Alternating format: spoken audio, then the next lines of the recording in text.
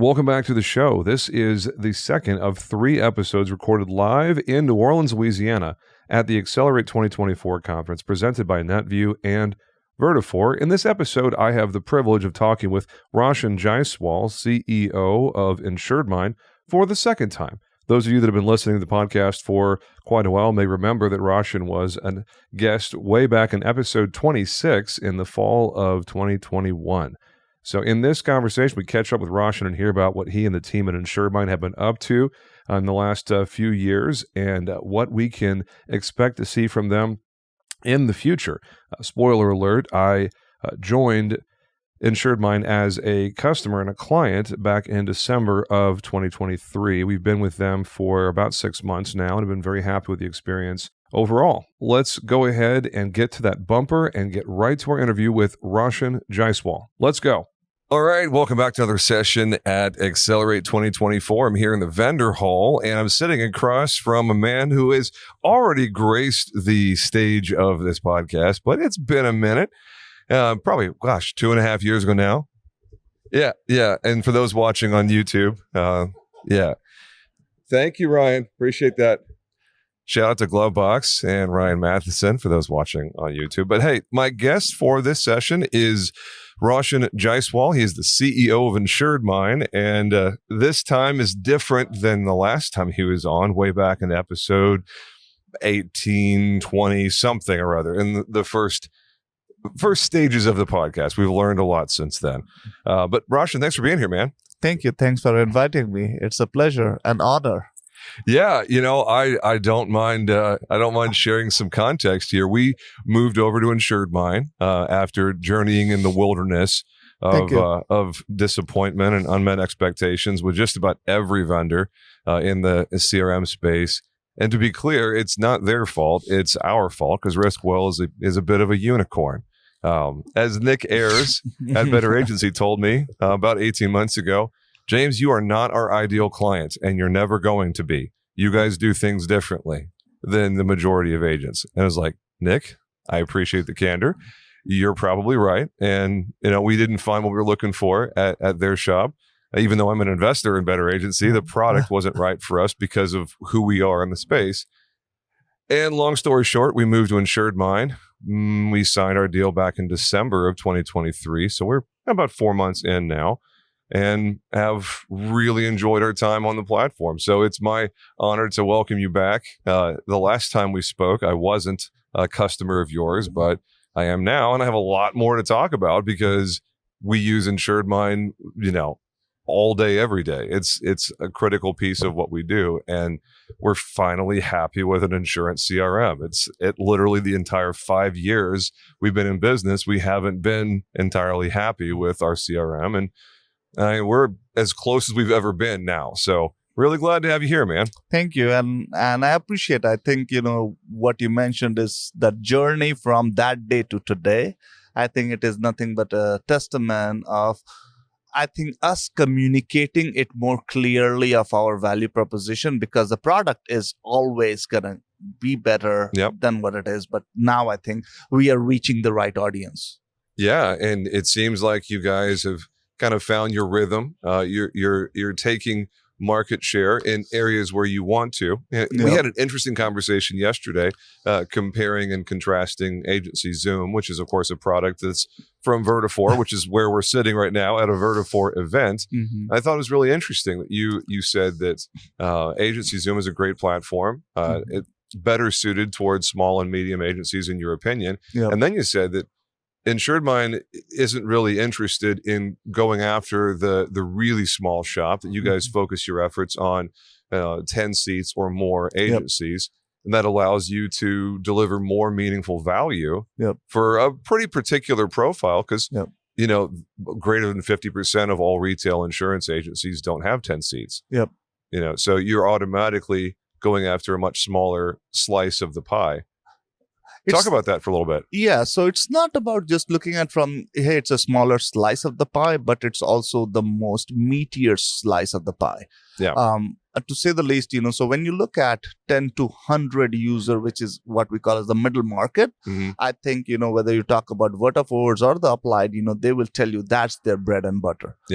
And then you look at, anything less than 5, which is, I think, is the least attractive, to say the least, from an unit economic perspective.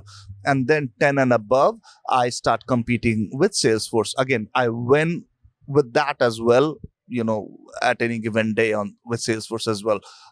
And the least attractive to me is the 1 to 5. But again, 5 and above, it starts getting my attention. Yeah. 10 and above, certainly it does my attention from 10 to 100. And that's what we have been doing really, really well. And for the first time, I think I'm sharing on your podcast that today we have Go ahead.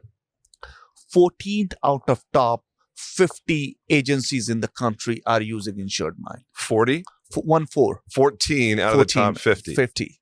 That's a really impressive number, man. Yeah. Wow. So what do you attribute that attractive feature to? Like, what is InsuredMind doing to take business away from Vertafore and Applied? Because obviously the top 50, they have a lot of Vertafore and Applied products in their office. Yes. They're making decisions at an enterprise scale that most agents don't make because they don't have nearly that many seats to fill. What are you guys doing to win those bigger shops? I think, let me answer a second question to that. What do I do to keep them happy? Yeah. And, they all are raving fans, and the reason is, it's exactly contrary to why you said that you did not fit in for Better Agency. And again, to call that name out, is the reason is today InsuredMind is such a flexible platform that allows each of them with their uniqueness to still be able to be a good fit within this workflow. So one unique, or I can say the USP of InsuredMind is the depth of its configurability. Yeah.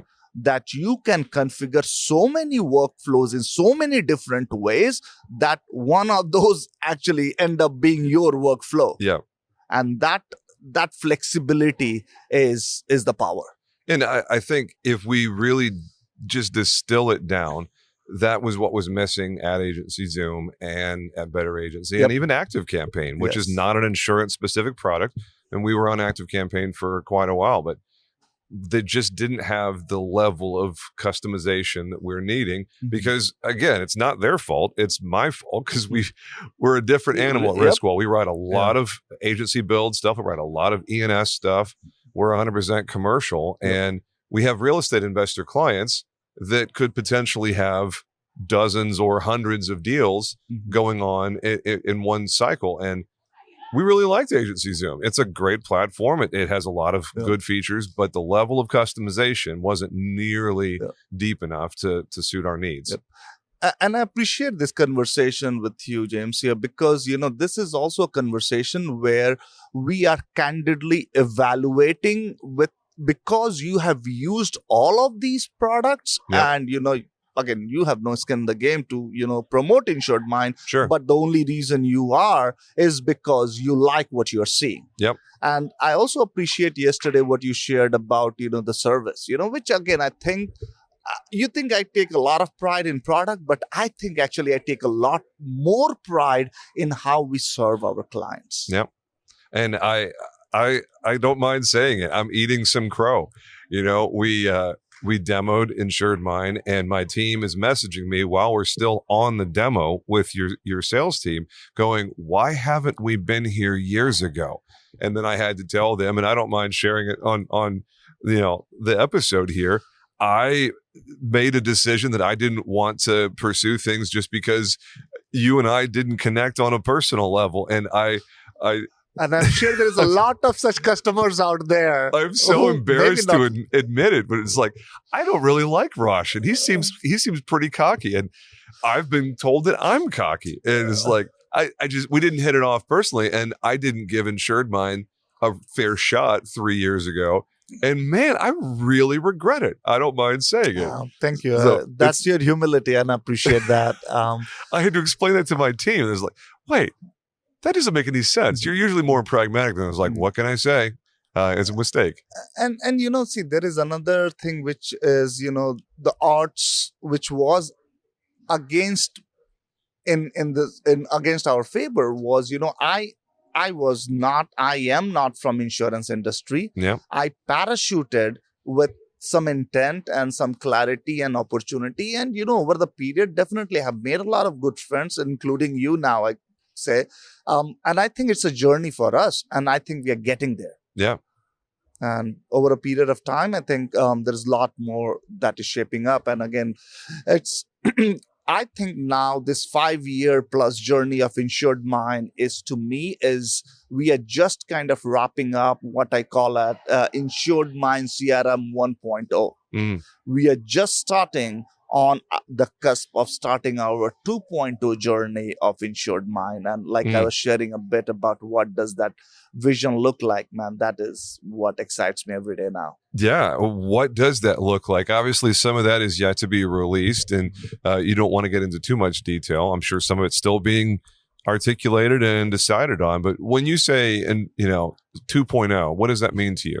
I think today as the table stakes are so, you cannot be talking about a product without talking about AI. Yeah. And it is table stakes, right? Like automation was table stakes 2 years ago. Technology was table stakes 5-7 years ago. So you got to be ahead of the game. And if you have not yet started, trust me, a year from now, I'll be caught napping. Yeah. If I don't do it today. And so things like, we are looking at the full review of agencies' business processes and trying to identify every opportunity, whether it's about how do you identify an opportunity in an agency versus how do you predict a deal of what it will close, to, understanding the customer's every communication aspect, centralize it, and then summarize it using NLP, using sentiment analysis, and then going all the way further. How can that lead into pattern recognition, customer clustering? There's so much of work that is ahead of us, and we are just starting on all of that. It's really exciting to see, even in very simple ways, generative AI already on the platform. Yep. With the conversation we had yesterday about the way that AI is baked into the email composition window, where you can write an email in the integration side of things, I should say, as an aside, and our email is integrated onto the platform. Our Ring Central VoIP is on platform. It's all native at the contact record on the little communication tab. Correct. Which in real time, it updates. You send a text message from the platform. And before I get back to the generative AI thing, I have to point out how cool it is to be able to schedule a text message. Yep. I don't know anywhere else in the system, even if I'm using Ring Central natively, I can't schedule a text message on Ring Central natively. But if I go to your platform, I can schedule a text message. Let's say I come to a conclusion about someone's file, but I don't want to message them at 9 p.m. Yep. I can schedule that text to go out at 8:30 the next morning, hit the send button, and know that it's done and that your system's going to send it out. Yep. Tiny little feature, but incredibly powerful. Yep. So whoever came up with that idea, bravo. So here, I don't want to take a lot of credit on. So at an average, we release 600 to 700 new features or enhancement every year. Yeah. And where are those coming from? Folks like you. Yeah. Who challenge us every day, and they come back, hey, can we do this? Can we do this? Can we do this? And we are scrubbing that list every morning. Love it. To go back to the generative AI thing before I rabbit trailed on myself, the way, just for those of you that may not be familiar with Insured Mind, the way that the email composition window is, there's a little button on the bottom right, and it just says AI, and you click that button and a little option bar pops out, and you can make it more friendly, more concise. You can have AI rewrite the email for you in a few different ways. And I've played around with it just because I'm not the most, warm and friendly email writer. My emails tend to be very direct. Good morning. This is what we need. These are next steps. Please help me send. Like, I'm not the, hi, how's it going? I hope you're having a great day. That's so much me, man. No, I'm so just boom, boom, boom, send. Yeah. Because, emails are supposed to be, here we go. Here's the information. Here's the call to action. Let's get after it. But the AI rewriting an email as being more friendly, it's such an interesting experiment going, well, what if my emails need to be more friendly? Well, let's see what AI thinks about how my email could be more friendly for the topic I need to cover here. It's fascinating.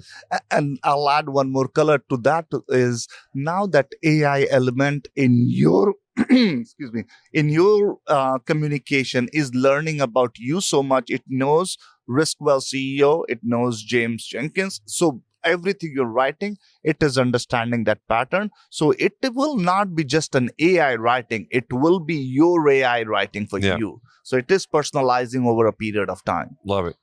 What's another element of this CRM 2.0 that you guys are talking about? What's something you're excited about? Well, before I go too far into 2.0, I would make a release announcement which is not out there in public. First time on your platform, on this podcast, I'm releasing that. Come on. All right. So Insured Mind so far has been about agencies. And the platform is that you have an agency, you connect with a CRM, and then you are running your sales and marketing through your CRM. Yeah. There is another subsidiary market around this, which is of MGAs and brokers and wholesalers. Yep. They do not have a platform today which connects with any CRM. Today I announce, and we have one pilot customer who's actually somewhere here, San Florida. We rolled out a pilot where they have a broker MGA CRM. So let me talk a little bit about it. I'd love to hear that. Right? So what does now they see is in their CRM, usually in your CRM, you would see accounts. Accounts would have contacts or accounts would have policies, right? So let me guess, you went one level higher, so they see agents and then accounts and then policies. Yes. Brilliant. And nobody does that today. I'm not aware of anybody else doing that. Yeah. Good for you, man. Look at you pushing the envelope. Yep. Outstanding. So now let me push the envelope even further. This is where it will end up being. What is happening now? So in there, I'll use this use case, so now they have, let's say 300 agencies. Every agency is sending them 10 applications and they have already bought 100 policies, right? So today, where is that 100 policy? Either it is manually added to their AMS or it is sitting in there, somewhere in their inbox. And that 10 applications that they have sent is also in their inbox somewhere. So the visibility is very muddy. Now with Insured Mind, what Insured Mind has done on the AMS side, they feed that data to that CRM, and that CRM has created 300 iterations, instance of Insured Mind for each of those agencies. So now when as an agency owner, you connect with San Florida, you are not only seeing your 100 policies right in one place, but you also see those 10 applications in one place as well. Wow. Love that. And I'm guessing because you guys are already plugged into the Vertafore ecosystem, you're probably working on stuff to align with the AIM management system that's designed for MGAs. Sometime down the line, that would happen. But this is very early, of course. Yeah. So, but now you see the value where it is now as an agency. What was so oblivious to you, you had no idea, so muddy. It's now in a much more structured way. And since you guys already have a great relationship with Nexture, part of the Dyad company that's really popular with MGAs and MGUs. You guys have an existing relationship there. The API is already there. So I imagine it's pretty easy lifting from a development perspective to plug in those features for the MGAs. We'll see how it goes down the line. But yes, that's exciting, the vision is very clear and the roadmap is very clear where we are heading. And you get to open up an entirely new bucket of customers that have unmet needs. Yes. Genius. I love it, man. So CRM 2.0, what do you want to share there? Anything coming up? So the next thing what we are working on CRM 2.0 is the most important thing is deal predictability. So today at an average, when we have looked at agencies on new business, they close somewhere between 25 to 29% is their close rate. But the problem is you do not know which 25 customers or leads out of the 100 lead that you're going to be closing. So if I can tell you, here is this first 25 that you're going to be closing, wouldn't that be what you would be working on? Oh, yeah, absolutely. All day long. Yeah. Right. So that's what we're going to be providing you is the deal predictability with a lot of confidence level indicating in that is, hey, this deal is going to close. Love it. And so a retail agent can use that information. The AI is predicted based on, I'm guessing, reading transcripts of phone calls and reading text messages and emails and whatnot, and response times. And that's where the predictive model's coming from. That's one of the many variables that goes into that algorithm. It is also taking in what you have already provided as your input sheet or your data sheet. Mm-hmm. And it is also enriching a lot of data from third party. There you go. Third-party data integration. Gotta love it. No, that's fantastic. So when you think about the rest of 2024, what's maybe one or two things that you're excited about delivering to the marketplace? I think right now, biggest lift was around getting this whole broker model. And I think there is a lot of work happening. We have done some significant work in the data aggregation from multiple AMS into one and doing the dashboarding. And I think our reporting capability is shifting to a whole different level on NLPs. So that is going to come in because I think, like you said, agencies' operating model is different, but also their reporting needs are very unique. Because everybody has a different lens on how they want to read their business. Yeah. So I do not nobody does that justice when I give you a canned report, because then I'm forcing you to look into a particular thing my way. Yeah. And I think if we accept that agencies are unique, they have their own way, I should allow you to do it your way. No, when you say NLP, you mean neuro-linguistic programming?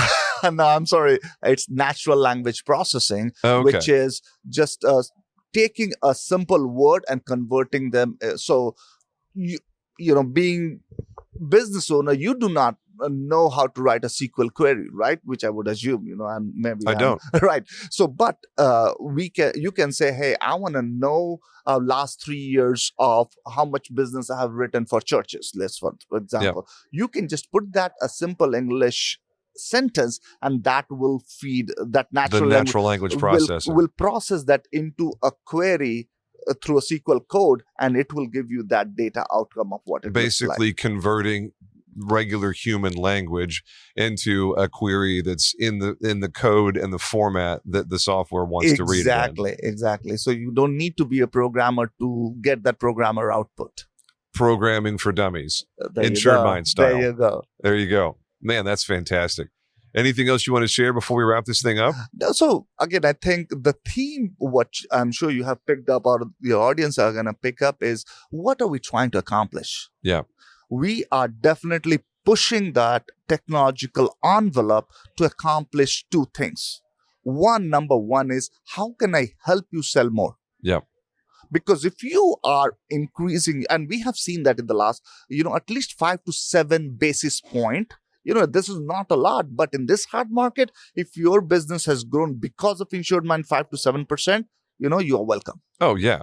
And then you're a net positive, because the amount of spend that someone has to have your platform in their office is offset by the additional revenues and profits that you deliver. Yep. So everybody wins. Yep. You get a happy client, and your retention is very good. Yep. And the agent partner, me in this case, is closing more business faster and more efficiently. Yep. Probably the most important thing for us is just the way that all of the data is so easily accessible on the dashboards and the pipeline. Things slip through the cracks much less frequently because of the tasking and the notes and all of that, and just basic pipeline stuff. But the way that you guys allow the user to customize things how they want them to be, moving the widgets around and hiding widgets that they don't use, and highlighting the reports, is like really specialized to whatever we want it to be. But it makes it so much easier to find relevant data quickly. I appreciate that. Which is just beautiful from a sales perspective, because it means fewer things get missed, and we're able to shorten that sales cycle significantly because, oh, hey, I'm supposed to call so-and-so at this time, or I get an alert to send someone an email that was just a task that I created for myself a week ago. And it pops on the dashboard. It's like, oh, I totally forgot I was supposed to do that. Thank you, task. Yes, exactly. And it will become way more automated, like a co-pilot telling you, hey, I saw you send these 3 emails and then you send a text. I saw you send those 3 emails, but you have not sent a text. Do you want to send that text? Here is your draft. Really? Whew. Now we're talking. And you're going to look at historical trend, I'm guessing, and looking at that person's communication habits and going, hey, we noticed this person prefers phone calls. Maybe you should There call you them. go. There you go. So that's it's called, what we are looking at here is called micro trends. So we are looking at not trend and, hey, in 5 years what he has done, but every signal that we can pick out of those trends, and we are making that a part of the action driven events. Love it. Man, that's fantastic. Anything else you want to share? Any final thoughts before we go? No, I think, definitely, if you are an agency and if this is of your interest, feel free to reach out to insuredmind.com, and, we'll try our best to navigate you through what we are doing. And I think, it's not just about Insured Mind or an agency. I think we are talking about a movement of how this agency's business models are changing. Yeah. And I think technology is going to play a very big role, because, hey, we all care end of the day about having a good life that is way more efficient. Yep. And technology can do that. And so join the movement with us and, be a part of it. And I will get you, when I get back to my office, I'll send you the guest information link so you can fill it out and put whatever links you want in there. Happy to do that. Just make it easier for people to get information from the show notes, because I'm sure there's somebody listening to this is going, wait, James finally found a CRM he's happy with? Yeah. Well, maybe I should give Insured Mind a call. I appreciate that. Just because my challenges in the CRM land have been very well documented. Yes. I'm just thrilled that we finally have a platform that does what it needs to do. Well, thank you.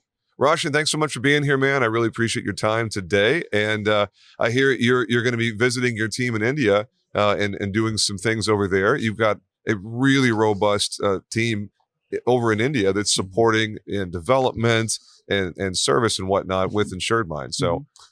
So no, yes, you are absolutely right. And I'm very proud of what we have been able to accomplish with such a young team, but, such a dedicated team in India. And, they are the lifeblood of everything we have built. I'm just the pretty face. Yeah. Right. So it's a family business for you too, right? Your younger brother is involved. Do I understand that correctly? No, actually, he has the same last name.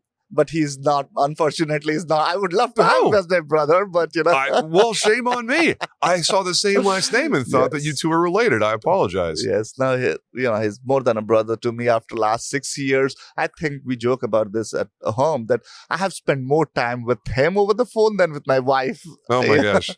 No, that's too funny. That's the kind of a relation. And no, he has done a remarkable job of leading that team and building everything. And if there is anyone who has the passion as close to mine on building this, is this guy Shubham. And I think we all have done a remarkable job. But as you said, hey, I'm heading back to India in May. Yes. And because, as I said, I think now it's time to really kickstart this 2.0 journey. And I think next 12 to 18 months, we'll see a whole different level of product and then innovation that is going to come out of Insured Mind. And that's what I'm going to be investing a significant amount of time onshore and in India. And then we will be double down on our resources back there. Love it.